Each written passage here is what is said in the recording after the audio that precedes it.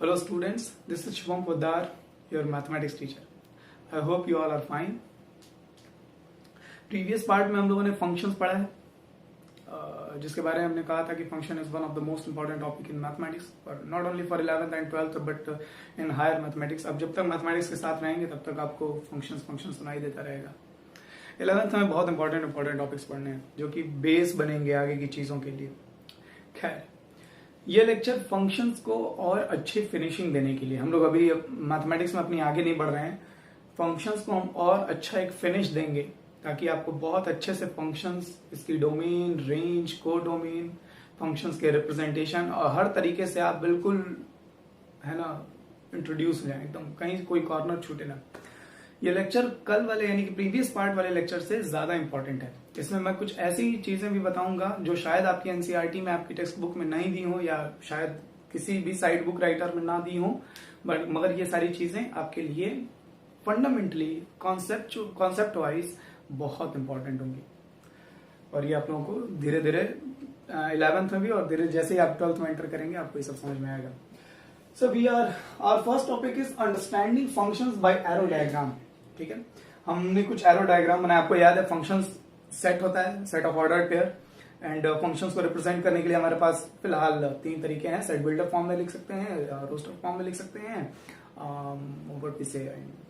Arrow representation कर सकते हैं. एक और बताया था मैंने, टेबुलर रिप्रेजेंटेशन होती है, बट वो हमारे सिलेबस में नहीं है. सो मैं एरो रिप्रेजेंटेशन से देख रहा हूँ फंक्शन को. ये देखिए, ये सेट ए है हमारे पास, ये सेट बी है, और मैंने ए से बी में एक मैपिंग F1 डिफाइन की है. This one is F1, this one is F2. अलग अलग फंक्शंस हैं हमारे पास, 6 फंक्शंस हैं. ओके, ध्यान दीजिए, ये there are 3 elements in A and there are 4 elements in B. तो अब मुझे बताइए कि जिस तरह से ये रिलेशन बनाया गया, जिस तरह से ये मैपिंग की गई है, क्या ये एक फंक्शन है या नहीं है? अगर मैं इसे फंक्शन कह रहा हूं तो क्या मैं सही कह रहा हूं? फंक्शन की डेफिनेशन क्या है, उसके बेसिस पर ये सोचिए कि क्या ये फंक्शन है, क्या ये F2 क्या ये फंक्शन है, क्या F3 क्या ये फंक्शन है, क्या ये जिस तरह से रिलेशन बनाया गया है, जिस तरह से ऑर्डर, इसका ऑर्डर पेयर इसके साथ, इसका ऑर्डर पेयर इसके साथ, इसका ऑर्डर पेयर इसके साथ, क्या ये सब फंक्शंस हैं? आप चाहें तो वीडियो पॉज कीजिए यहाँ पर और अपनी कॉपी पर ये डायग्राम बना करके टिक कीजिए कि हाँ ये फंक्शन है, ये फंक्शन नहीं है, ये फंक्शन है, ये फंक्शन नहीं है, इस तरह से, और उसके बाद फिर आंसर मैच कीजिए. Okay, just take a screenshot if you want, और यहाँ सॉल्व जरूर कीजिए वीडियो पॉज करके अपने से, जो आपने फंक्शन की डेफिनेशन पढ़ी है. ठीक है, चलिए मैं आपको एक बार याद दिला दूं. ओके, मैं आपको एक बार याद दिला दूं फंक्शन की डेफिनेशन क्या थी. ये सेट ए से बी में हम मैपिंग डिफाइन कर रहे हैं. This set A is called domain of function, this set B is called codomain of function, और को डोमेन में जितने आउटपुट मिल रहे हैं that is range of function. The set of these 2 elements will be range of the function. क्या function की definition क्या है? We are defining a function from set A to set B, then every element of set A, definition फिर से पढ़िए, every individual element of A must have a unique output in B.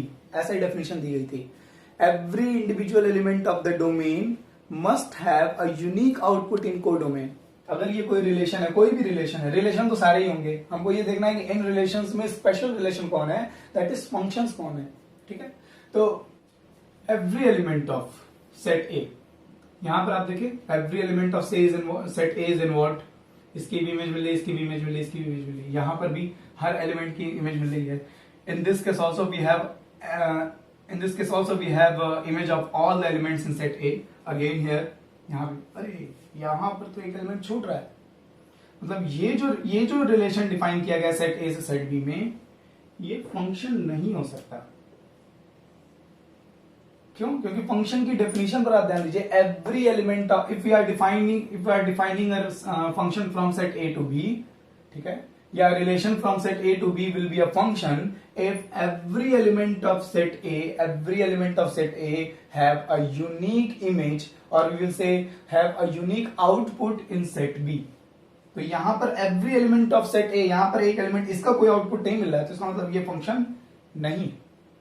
Function हम कब कहेंगे? जब domain का set ए का हर element, इसके हर एलिमेंट का आउटपुट हो ही, तो ये फंक्शन नहीं है, सबसे पहली चीज. ठीक है, ये डायग्राम ना आपको डेफिनेशन से ज्यादा अंडरस्टैंडिंग देगा कि हम कब फंक्शन कह रहे हैं, कब फंक्शन नहीं कह रहे हैं, और इसीलिए मैं इसे बता रहा हूं. ओके, उसके बाद क्या कहता है कि हर एलिमेंट का, ठीक है, हर एलिमेंट का एक यूनिक आउटपुट होना चाहिए। तो यहां देखिए, इस मतलब यूनिक आउटपुट का मतलब एक ही एलिमेंट के दो आउटपुट नहीं आने चाहिए, ठीक है। Any element of set A never have two outputs in B. सीधी सीधी चीज है, ए के किसी भी एलिमेंट का बी में दो आउटपुट नहीं होना चाहिए, एक यूनिक आउटपुट होना चाहिए। इसका एक ही आउटपुट आ रहा है, इसका एक ही आउटपुट आ रहा है, इन दोनों के आउटपुट सेम है, इससे कोई प्रॉब्लम नहीं है। पॉइंट इज, डेफिनेशन पर बार बार ध्यान दीजिए, every element of set A must have a unique output in B. इसका यूनिक आउटपुट है, ठीक, इसका यूनिक आउटपुट है, ठीक, इसका यूनिक आउटपुट है, ठीक। Every element have a unique outputs, ये फंक्शन हो गया। इसमें कौन एलिमेंट बच रहा है नहीं बच रहा है उससे हमें कोई मतलब नहीं है। कोड डोमेन में अगर एलिमेंट्स बच रहे हैं तो कोई इशू नहीं है, लेकिन डोमेन में अगर एलिमेंट बच गया तो वो फंक्शन नहीं होगा। ये दोनों बातें समझने वाली है। सेट बी में एलिमेंट्स बच सकते हैं, लेकिन सेट ए में कोई एलिमेंट नहीं छूटना चाहिए। अगर सेट ए में, डोमेन वाले सेट में ही कोई एलिमेंट छूट गया तो वो फंक्शन नहीं रहेगा। डेफिनेशन बार बार एकदम definition, every element of set A must have a unique output in B. This element have a unique output in B. This element have a unique output in B. This element have a unique output in B. ठीक है, एक element बच गया, कोई problem नहीं है, ये function है। This element have a unique output in B. This one is again have a unique output. This one is again have a unique output. That means this one is again a function. ध्यान ना दीजिए, ये तो हमने discuss कर लिया है। इस देखिए, इस एलिमेंट के दो आउटपुट आ रहे हैं, अरे बाप रे बाप, ये तो खतरनाक हो गया, ये फंक्शन नहीं हो सकता। देखिए, इस एलिमेंट के ना दो आउटपुट आ रहे हैं, ये फंक्शन नहीं हो सकता। यहां देखिए, इस एलिमेंट का यूनिक आउटपुट, ठीक, इस एलिमेंट का एक ही आउटपुट आ रहा है, ठीक, इस एलिमेंट का ये भी एक ही आउटपुट आ रहा है। अब आपको समझ में आ रहा होगा कि किस तरह ये 6 के 6 रिलेशंस हैं। All these 6 are relations, but in 6 में फंक्शंस F1 है, F2 is function, F3 is function, F6 is function. ये 4 ही फंक्शंस हैं, ये दोनों फंक्शंस नहीं। ओके, इन्हीं एरो डायग्राम्स के ऊपर बेस होकर के आप क्लास 12th में टाइप्स ऑफ फंक्शंस पढ़ेंगे। One function, onto functions, many one functions and into functions.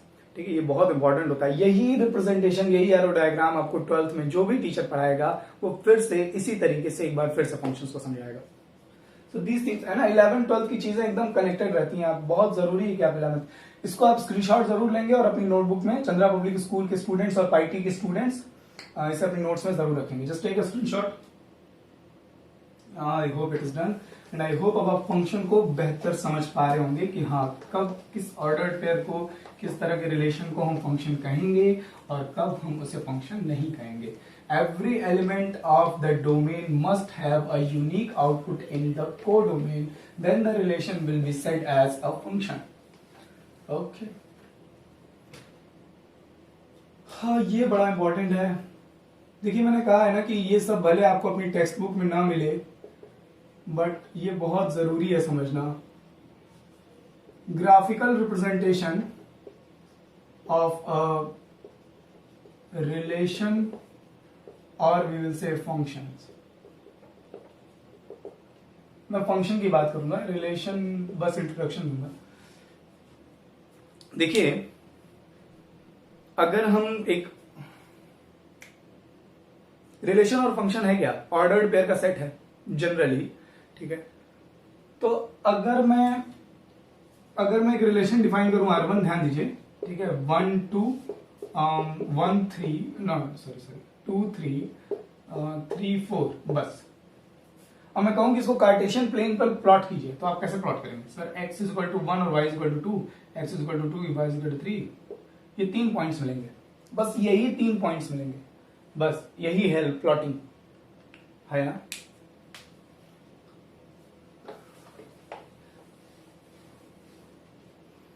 ध्यान दीजिए जरा। तो अगर मैं R1 ऐसे डिफाइन करूं, एक रिलेशन डिफाइन करूं, let's say xy such that, चलो ठीक है, एक एग्जांपल हम लोगों ने लिया था, मैं वही एग्जांपल लिख रहा हूं। x square plus y square is equal to 9, where x y belongs to real number. मतलब हम R से R में रिलेशन डिफाइन कर रहे हैं, रियल नंबर से रियल नंबर में। ठीक है, हम रियल नंबर से रियल नंबर में डिफाइन कर रहे हैं। तो अगर मैं इसके ऑर्डर्ड पेयर लिखना चाहूं तो आप क्या लिखेंगे, ध्यान दीजिए। x इज इक्वल टू 1 रखूंगा तो y 1 का स्क्वायर 1 उधर जाके माइनस हो जाएगा, 8 आएगा, तो y square is equal to 8, तो y की वैल्यू आएगी 2√2 और -2√2। याद है ना, ये एग्जांपल उन्होंने किया है। अच्छा, x की वैल्यू 1.1 भी रख सकता हूं, बस थोड़ा कॉम्प्लिकेटेड आएगा। x की वैल्यू 1.1 रखूंगा तो ये 1.21 आएगा स्क्वायर करने पर, 1.21 उधर जाके सब्ट्रैक्ट होगा, फिर कुछ आएगा, उसका स्क्वायर रूट लेंगे तो कुछ ना कुछ तो आएगा ही, रियल नंबर तो आएगा ही। नॉन टर्मिनेटिंग नॉन डेसिमल होगा, नॉन टर्मिनेटिंग नॉन रिपीटिंग होगा, यही होगा बस, इर्रेशनल होगा, लेकिन स्क्वायर रूट तो आएगा ही, है ना। अगर मैं x की वैल्यू 1.00001 भी रखूं तब भी y की कोई ना कोई वैल्यू आएगी। दैट मीन्स कि ये देखिए, इससे पहले जो मैंने रिलेशन डिफाइन किया था ये वाला 1 2 2 3 3 4, ये डिस्क्रीट रिलेशन था। डिस्क्रीट रिलेशन मतलब इसमें जो ऑर्डर्ड पेयर मिल रहे थे हमें वो अलग अलग थे, उनके बीच में एक जंप है, उनमें कोई कनेक्टिविटी नहीं है। जैसे पहला पॉइंट आपको क्या मिला 1 2, 1 2 के बाद दूसरा पॉइंट क्या मिलेगा 2 3, उसके बाद तीसरा पॉइंट, नेक्स्ट पॉइंट हमको क्या मिल रहा है 3 4 मिल रहा है। तो एक पॉइंट यहां मिलेगा और उसके बाद नेक्स्ट पॉइंट थोड़ी डिस्टेंस पर मिल रहा है, फिर नेक्स्ट पॉइंट थोड़ी और डिस्टेंस में मिल रहा है। तो ये डिस्क्रीट हम कहते हैं जब ऑर्डर्ड पेयर, जब हमारे एलिमेंट्स जो हैं, जो हमारे मेंबर्स हैं सेट के, वो बिल्कुल इंडिविजुअल हो, अलग अलग हो, ठीक है। जब हम बता पाए कि हाँ नेक्स्ट एलिमेंट कौन होगा तो हम उसे डिस्क्रीट एलिमेंट्स या डिस्क्रीट सेट कहते हैं। लेकिन ये देखिए, ये जो रिलेशन डिफाइन किया गया है, यहां पर जितने भी ऑर्डर्ड पेयर्स आएंगे ना वो कॉन्टिन्यूअस आएंगे। कॉन्टिन्यूअस आने का मतलब तो यार x की वैल्यू 0 पर भी y की वैल्यू आएगी +3 और -3, x की वैल्यू 0.1 पर भी y की कुछ ना कुछ वैल्यू आएगी, x की वैल्यू 0.01 पर भी y की कुछ ना कुछ वैल्यू आएगी, x की वैल्यू 0.0001 पर भी y की कुछ वैल्यू आएगी, x की वैल्यू 0.00000 फिर x की वैल्यू 0.2 पर भी कुछ आएगी, 0.3 पर भी कुछ आएगी। मतलब x की कोई भी रियल वैल्यू रखूं तो उसके करस्पॉन्डिंग y की एक रियल वैल्यू तो आएगी। यहां पर समझने वाली बात है। अगर मैं x की वैल्यू 1.5 रख रहा हूं तो 1.5 का स्क्वायर करने पर 2.25 आएगा, 2.25 उधर जाके सब्ट्रैक्ट होगा, हमको एक पॉजिटिव नंबर मिलेगा, उस पॉजिटिव नंबर का जब मैं स्क्वायर रूट लूंगा तो ठीक है। हाँ, बस हमको x की ऐसी वैल्यू नहीं रखनी जिसका स्क्वायर 9 से बड़ा हो जाए। जैसे x की वैल्यू मैं 4 नहीं रख सकता, क्योंकि जैसे ही मैंने x की वैल्यू 4 रखी, 4 का स्क्वायर 16 आ जाएगा। 3 से बड़ी कोई वैल्यू नहीं रख सकता। 3.1 रखूंगा ना तो 3.1 का स्क्वायर 9 से ग्रेटर हो जाएगा, 9 से ग्रेटर उधर जाकर माइनस होगा तो नेगेटिव आएगा, और किसी भी रियल नंबर का स्क्वायर नेगेटिव नहीं होता है ना। बट द पॉइंट इज कि x की वैल्यू, x की मैक्सिमम वैल्यू में क्या रख सकता हूं +3, और x की मिनिमम वैल्यू में क्या रख सकता हूं -3। लेकिन -3 से +3 के बीच में सारे रियल नंबर्स इसमें आएंगे। -3 से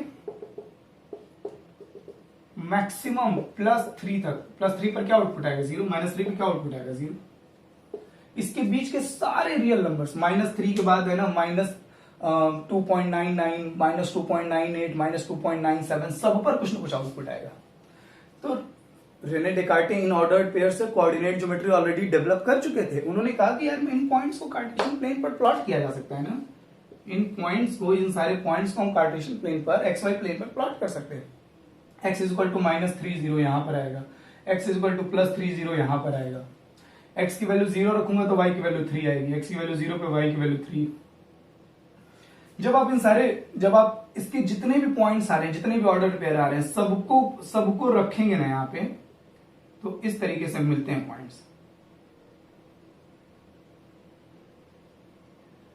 ये पॉइंट यहां मिलेगा, है ना, ये पॉइंट यहां मिलेगा, यहां इस तरीके से। और जब डेकार्टे ने इन सबको ज्वाइन किया, मैथमेटिशियंस ने बाकी इन सबको ज्वाइन किया, इन सारे पॉइंट्स को हम ज्वाइन कर सकते हैं। ज्वाइन क्यों कर सकते हैं? क्योंकि एक पॉइंट अगर यहां मिलेगा ना तो इसके ठीक बगल में, ठीक नेबरहुड पॉइंट भी आपको मिलेगा। यही तो बात है यहां पर कि ये कॉन्टिन्यूअस आउटपुट, मतलब ये कॉन्टिन्यूअस ऑर्डर्ड पेयर्स हैं। अगर x की वैल्यू, देखिए अगर x की वैल्यू 3 पर y की वैल्यू 0 मिल रही है तो x 3 से थोड़ा कम रखेंगे, थोड़ा ही कम रखेंगे तब भी आपको एक आउटपुट मिलेगा। x की वैल्यू और कम करेंगे तब भी आउटपुट है। जिस भी x पर आप चाहेंगे आपको कोई ना कोई आउटपुट तो मिलेगा। तो अगर इन सारे आउटपुट्स को मैं कार्टेशियन प्लेन पर बनाऊं जैसे इन आउटपुट्स को कार्टेशियन प्लेन पे बना रहा हूं तो पॉइंट्स के बीच में जंप आ रहा था, है ना। इन आउटपुट्स को एक 1 1 एक 1 2 अलग अलग पॉइंट्स, काफी गैप आ रहा है इसमें, लेकिन यहां पर सारे रियल नंबर्स आएंगे।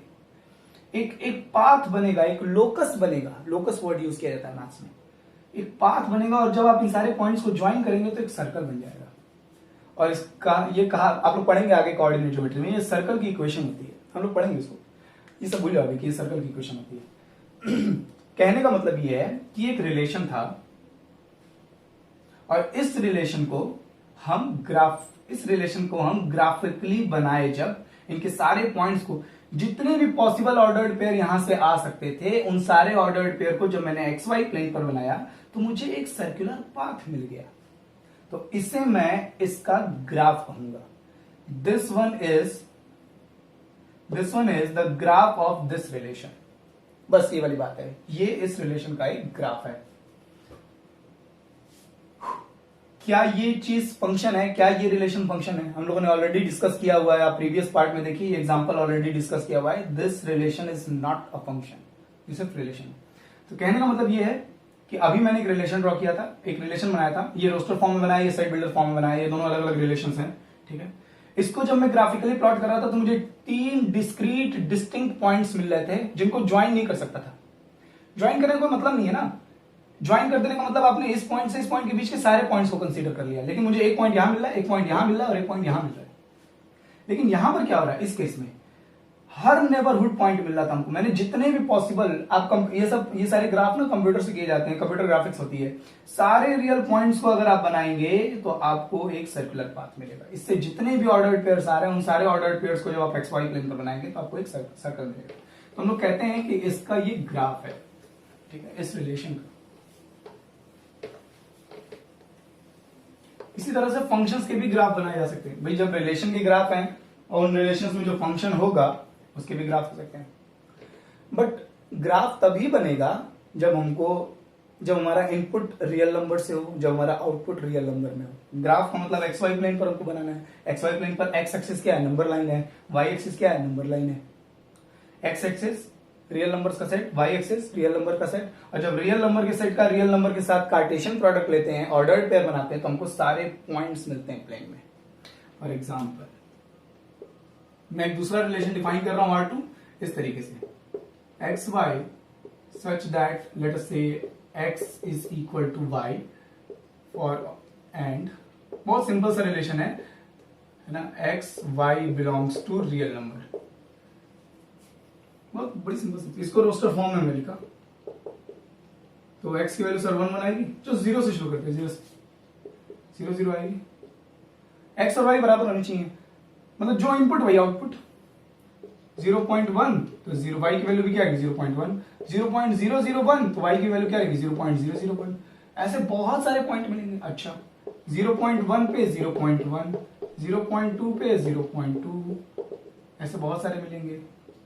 1 पर 1, 2 पे 2, अब 1.1 के साथ मिलेगा, 1.2 के साथ मिलेगा।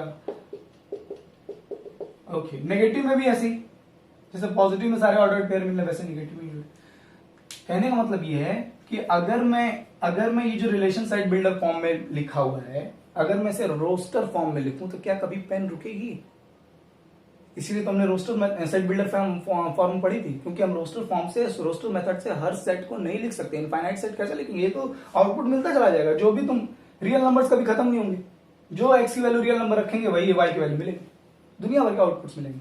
फिर अगर इन सारे आउटपुट्स को हम एक्स वाई प्लेन पर प्लॉट करें, अगर हम इन सारे आउटपुट्स को एक्स वाई प्लेन पर प्लॉट करें, ये एक्स एक्सिस, ये y axis, x is equal to 0 पे वाई इज इक्वल टू 0। अब 0.1 पर देखिए 0 से ठीक आगे बढ़ रहा है, 0.1 पे वाई की भी वैल्यू 0.1 मिलेगी, 0.2 पे वाई की भी वैल्यू 0.2 मिलेगी, 0.3 पे वाई की भी वैल्यू 0.4 पे, ऐसे ऐसे ऐसे ऐसे हमको पॉइंट मिलता चला जाएगा। इतने क्लोज पॉइंट्स मिलेंगे कि आपको बीच में जगह ही नहीं दिखाई देगी। और अगर बीच में जगह दिखाई दे रही है तो इसका मतलब आपने बीच में कोई रियल नंबर छोड़ा है। नंबर लाइन पर कोई जगह बची रहती है क्या, ये बताओ? क्या यहाँ पर कोई यहाँ इस पॉइंट पर कोई रियल नंबर नहीं होगा? बिल्कुल होगा। इस पॉइंट पर कोई रियल नंबर नहीं होगा? बिल्कुल। ये तो हम 9th से पढ़ते आ रहे हैं। तो कहने का मतलब ये है कि अगर मैं सारे ऑर्डर्ड पेयर्स को यहां पर प्लॉट करूंगा, सारे ऑर्डर्ड पेयर्स को प्लॉट करूंगा, तो मुझको एक पाथ बनता हुआ नजर आएगा, and that path will be a straight line. और ये हम लोग पढ़े हुए हैं 9th 10th में, लीनियर इक्वेशन, लीनियर पॉलिनोमियल जो होता है उसका ग्राफ स्ट्रेट लाइन होता है, हम लोग पढ़े हुए ऑलरेडी, बट अब थोड़ा अच्छे से पढ़ रहे हैं इसको, क्योंकि पहले हम लोग बस इंडिविजुअल वैल्यू लेते थे 1 1 2 2 3 3 और ऐसे ज्वाइन कर देते थे।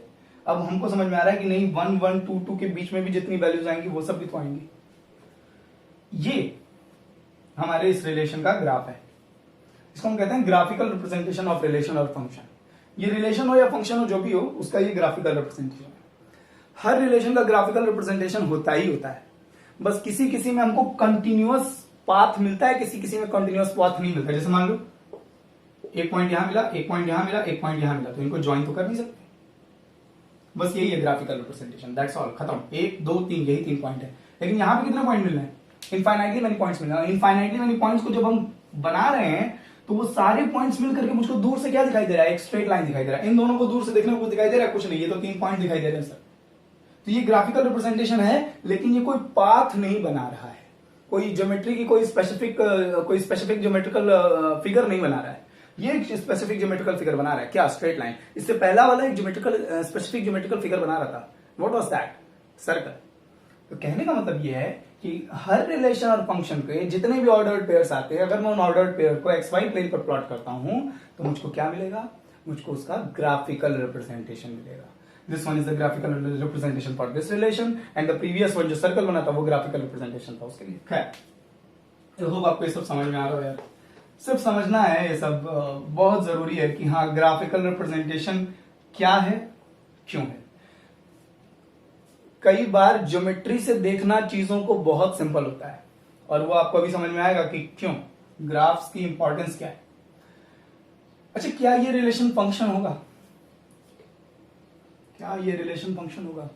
एक्स की आप कोई वैल्यू इनपुट दें, इनपुट हमारा क्या है एक्स और आउटपुट हमारा क्या है वाई, ये सब भूलने वाली बात नहीं है। This one is input and this one is output. ये डोमेन से आएगा और ये कोडोमेन से आएगा। अगर आपने कोई इनपुट दिया, एक्स की वैल्यू, मैं कह रहा हूं एक्स की वैल्यू आपने 2 रखी, तो वाई की वैल्यू 2 ही आएगी ना, कि 2 ठो आ जाएगी? एक्स की वैल्यू 2 पर वाई की वैल्यू 2 3, एक यूनिक इनपुट पर एक यूनिक आउटपुट ही आएगा ना, हाँ है ना। एक्स की आपको इनपुट देंगे, एक्स की वैल्यू मैं 1.5 रखूं तो वाई की वैल्यू 2 तो नहीं आएगी, 1.5 ही आएगी, एक ही वैल्यू आएगी। अच्छा, क्या डोमेन हमारा क्या? Real numbers. एक्स कहां से आ रहा है? रियल नंबर से। तो क्या सारे रियल नंबर्स यहां पुट कर सकते हैं? क्या सारे रियल नंबर्स यहां पुट कर सकते हैं? बिल्कुल। 0 रखोगे तो 0 आएगा, पॉजिटिव रखोगे तो वही नंबर आएगा, नेगेटिव रखोगे तो वही नेगेटिव नंबर आएगा, बात खत्म। तो मतलब डोमेन का हर एलिमेंट इन्वॉल्व है, हर एलिमेंट की एक यूनिक आउटपुट है। इसका मतलब ये रिलेशन क्या है? फंक्शन। आई होप आपको इसमें, प्रीवियस रिलेशन जो सर्कल बन रहा था वो फंक्शन नहीं था, लेकिन ये रिलेशन ये फंक्शन है। तो अभी अभी हम लोगों ने अपने इस टॉपिक में ये समझा कि ग्राफिकल रिप्रेजेंटेशन भी रिलेशन और फंक्शन की होती है। Okay, third, examples to identify functions. Examples to identify functions. Examples to identify functions हम लोग पहला पढ़ रहे हैं इन इन रोस्टर फॉर्म। ठीक, ये सब बहुत सिंपल है, बस आपको एक फाइनल फिनिश देने के लिए, एक फाइनल इनपुट देने के लिए।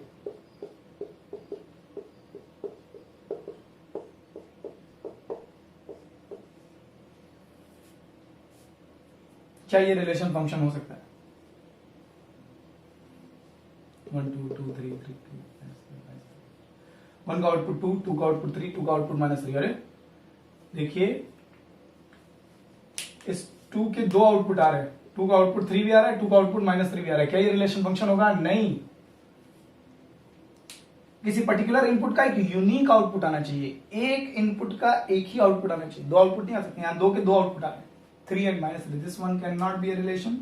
तो आपको ये समझ में आ रहा हो।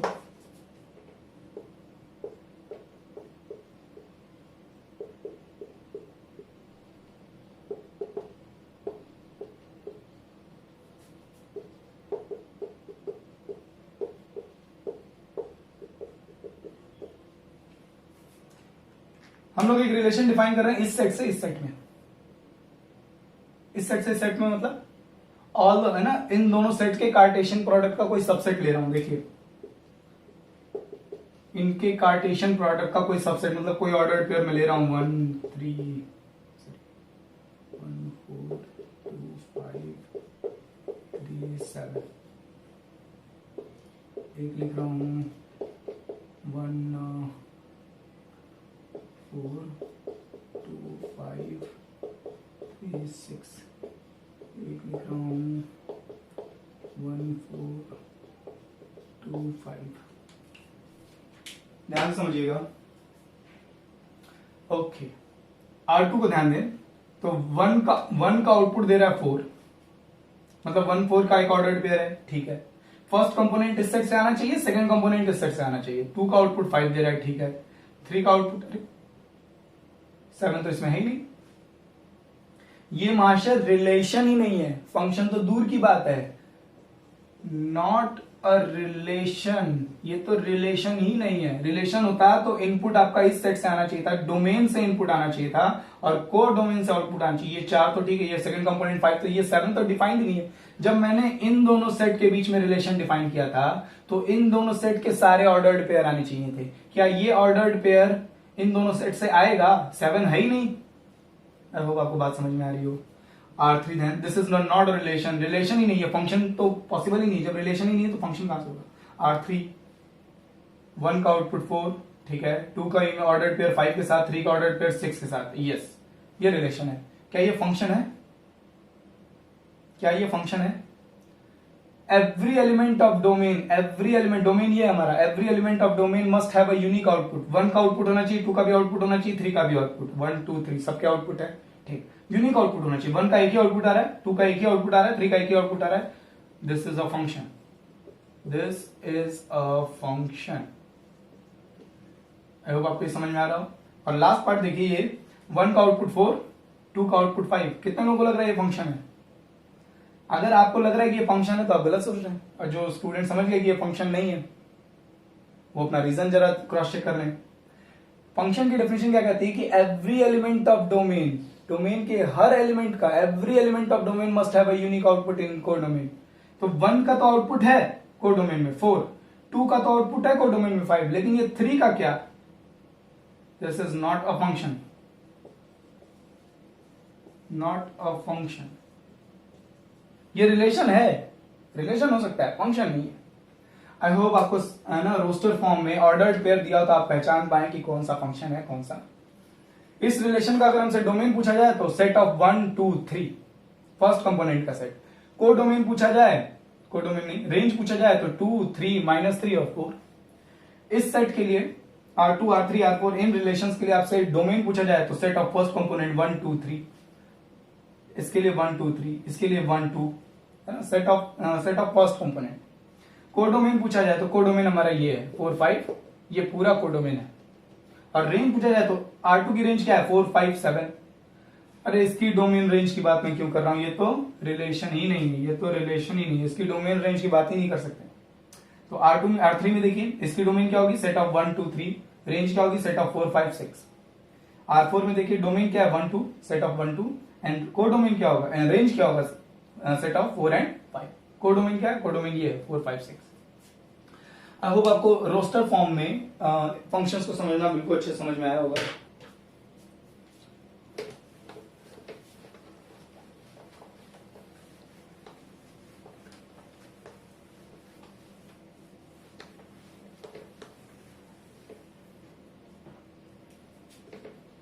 Okay, second is in set builder form.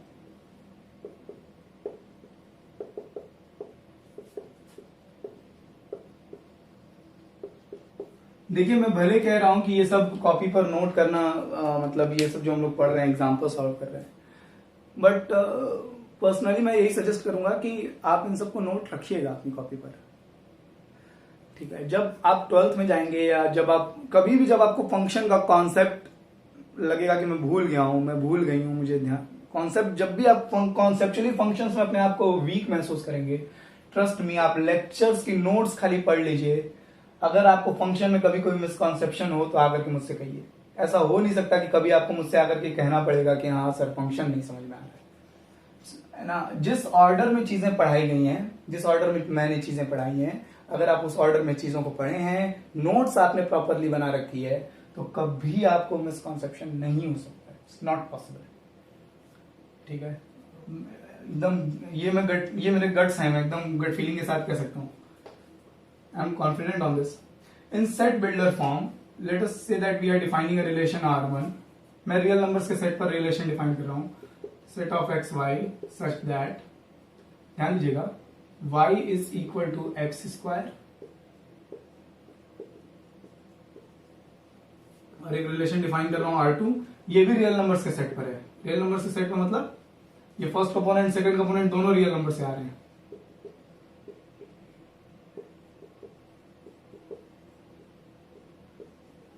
Okay, हमको ये बताना है कि इन दोनों रिलेशंस में फंक्शन कौन सा है और कौन सा फंक्शन नहीं है। देखिए, ये फर्स्ट कंपोनेंट है हमारा x, x हमारा फर्स्ट कंपोनेंट है, तो इनपुट हमारा x है। जरा इसको देखो, अगर मैं x की वैल्यू 1 रखूंगा तो 1 का स्क्वायर तो 1 ही आएगा। अगर मैं x की वैल्यू 2 रखूंगा तो 2 का स्क्वायर 2 का स्क्वायर 4 आएगा।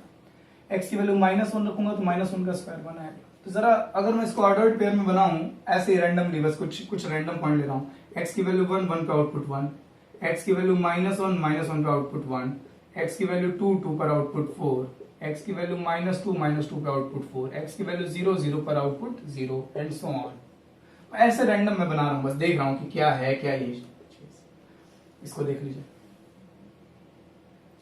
ये हमारा इनपुट है, इसको हम अपने से चूज करेंगे, ये हम वैल्यू पुट करेंगे। यहां से कोई भी रियल नंबर x की वैल्यू पुट कीजिए 1, किसका स्क्वायर करने पर 1 आता है। अगर x की वैल्यू आपने 1 पुट की तो y की वैल्यू क्या आएगी, x की वैल्यू आप यहां 1 पुट किए, y स्क्वायर 1 होना चाहिए, तो y की वैल्यू क्या होगी, 1 भी हो सकती है -1 भी हो सकती है। ये समझने वाली बात है यार। अगर आपने यहां x की वैल्यू 1 पुट की तो आप ये सोचिए सॉरी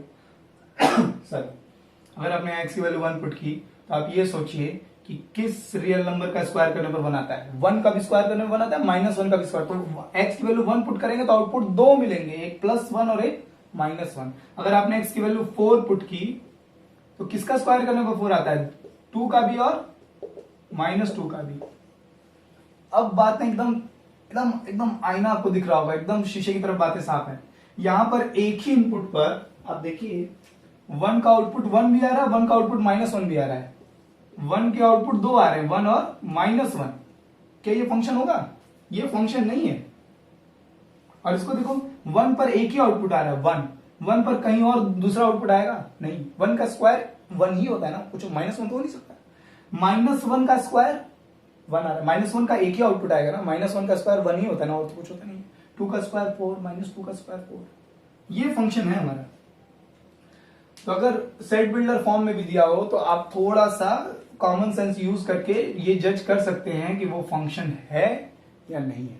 ठीक है, थोड़ा सा यूज करना चाहिए कॉमन सेंस। अगर आप यूज करेंगे, थोड़ा सा दिमाग लगाएंगे, थोड़ा सा ऑर्डर्ड पे प्लस माइनस पे क्या, प्लस रखने पर क्या आ रहा है, माइनस, तो आपको दिख जाएगा। आपको बस यही तो देखना है कि एक ही इनपुट के 2 आउटपुट तो नहीं आ रहे, बस।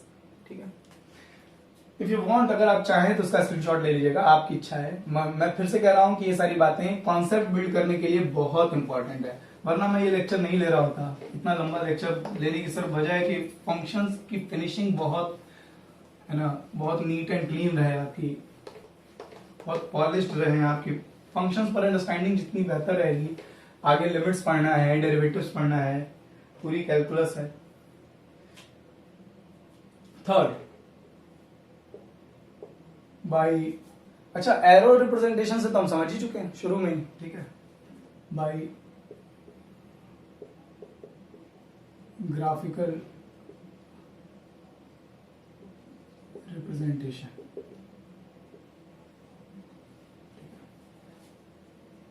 इन ग्राफिकल रिप्रेजेंटेशन, इन सेट बिल्डर फॉर्म पढ़ा हम लोगों ने, इन रोस्टर फॉर्म पढ़ा, इन एरो डायग्राम।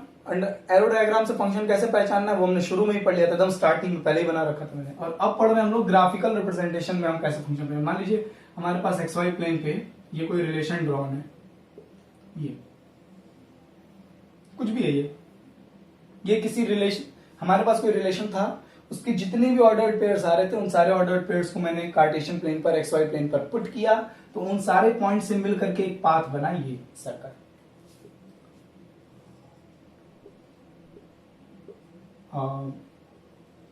ऐसे क्या है इससे मतलब नहीं है अभी, हम ठीक है, हमारे पास एक रिलेशन था, we had a relation that has infinitely many ordered pairs, and when we put all that ordered pairs on xy plane we get this shape, बस बात खत्म, हमें एक शेप मिल गई और वो शेप ये।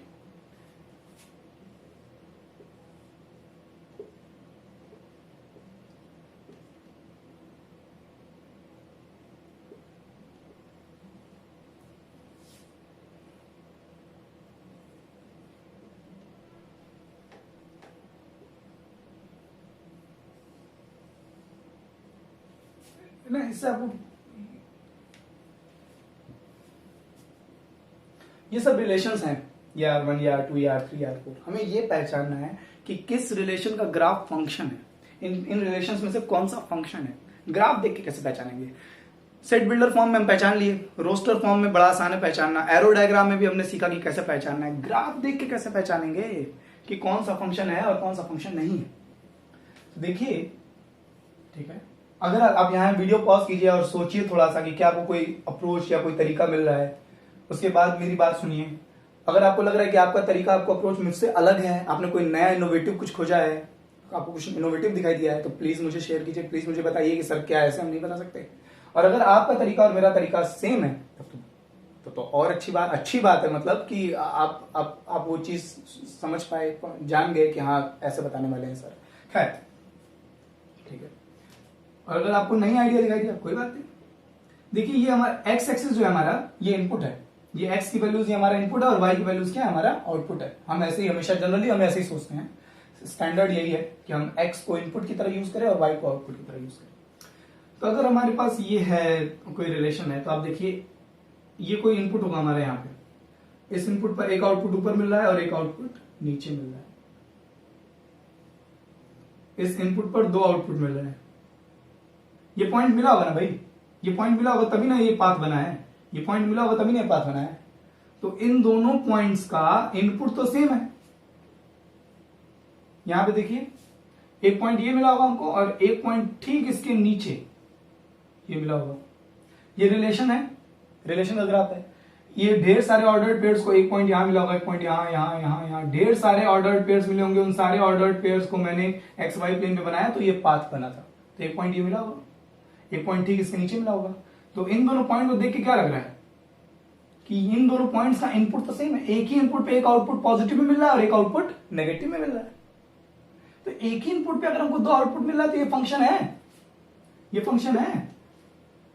यहां देखिए ये इनपुट है हमारे, इस एक्स पर एक ही आउटपुट नीचे मिल रहा है क्या, नहीं, इस एक्स पर एक ही आउटपुट, इस एक्स पर एक ही आउटपुट, इस एक्स पर एक ही आउटपुट, एक ही, हर इनपुट पर एक ही आउटपुट मिल रहा है ना, हर इनपुट पर एक ही आउटपुट मिल रहा है। इसका मतलब ये हमारा फंक्शन। तो अगर आप सब में कॉमन पैटर्न देखें ना, तो हम एक वर्टिकल लाइन ड्रॉ करके देखते हैं कि कैसे वर्टिकल लाइन ड्रॉ की। अगर वो वर्टिकल लाइन ग्राफ को दो डिस्टिंक्ट पॉइंट पर, दो पॉइंट पर कट कर दी तो फंक्शन नहीं होगा। वर्टिकल लाइन ड्रॉ करके अगर वो वर्टिकल लाइन ग्राफ को दो पॉइंट पे कट कर रही है तो इसका मतलब एक ही इनपुट के दो आउटपुट हैं और वो फंक्शन की डेफिनेशन को वायलेट करते हैं। ठीक है, तो ये दोनों फंक्शन नहीं है। ये देखिए यहां मैंने वर्टिकल लाइन, ढेर सारी वर्टिकल लाइन खींची। ये वर्टिकल लाइन फंक्शन की ग्राफ को कितनी जगह, रिलेशन की ग्राफ को कितनी जगह कट कर रही है, एक ही जगह तो कट कर रही है। तो ये फंक्शन हो जाएगा। यहां ट्राई करते हैं इस मेथड को, सॉरी देखिए एक ही जगह ग्राफ पे नजर रखिए, वर्टिकल लाइन ड्रॉ की, एक ही जगह कट किया है, ये एक ही जगह कट कर रहा है, ये एक ही जगह कट कर रहा है। ये कहीं पर भी अगर मैं ग्राफ पर वर्टिकल लाइन ड्रॉ करूं वो ग्राफ को एक ही पॉइंट पर कट कर रहा है। इसका मतलब एक इनपुट पर एक ही आउटपुट है, इस इनपुट पर एक ही आउटपुट है, इस इनपुट पर एक ही आउटपुट है, इस इनपुट पर एक ही आउटपुट है, इस वाले इनपुट पर यही आउटपुट है, इस इनपुट पर ये आउटपुट है, ये वाले इनपुट पर एक ही आउटपुट है, दूसरा आउटपुट नहीं। ये फंक्शन है। तो फंक्शंस को ग्राफिकली आइडेंटिफाई करने के लिए एक जुगाड़ बैठाया गया, एक एक मैथमेटिकल तरीका, एक मैथमेटिकल रूल दे दिया गया, वर्टिकल लाइन टेस्ट। आप चाहें तो ये चारों ग्राफ बना लीजिएगा, ठीक है। ये बहुत हेल्प करेगा आपकी ग्राफ को देख करके ये आइडेंटिफाई करने में कि ये ग्राफ रिलेशन का है या फंक्शन का है। मैं इसे रेस कर रहा हूं।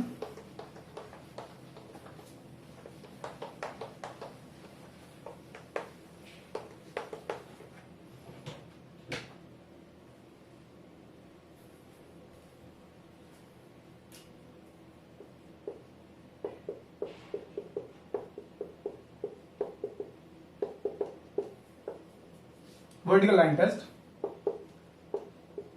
If we draw a vertical line on the graph of the relation, given relation, and the line intersect the graph at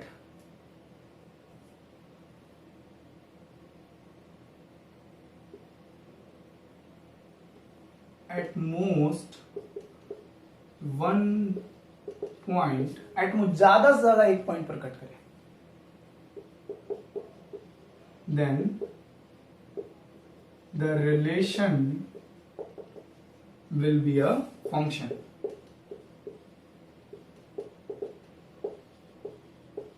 Otherwise not. मतलब अगर हमारे पास कोई ग्राफ है फंक्शन का,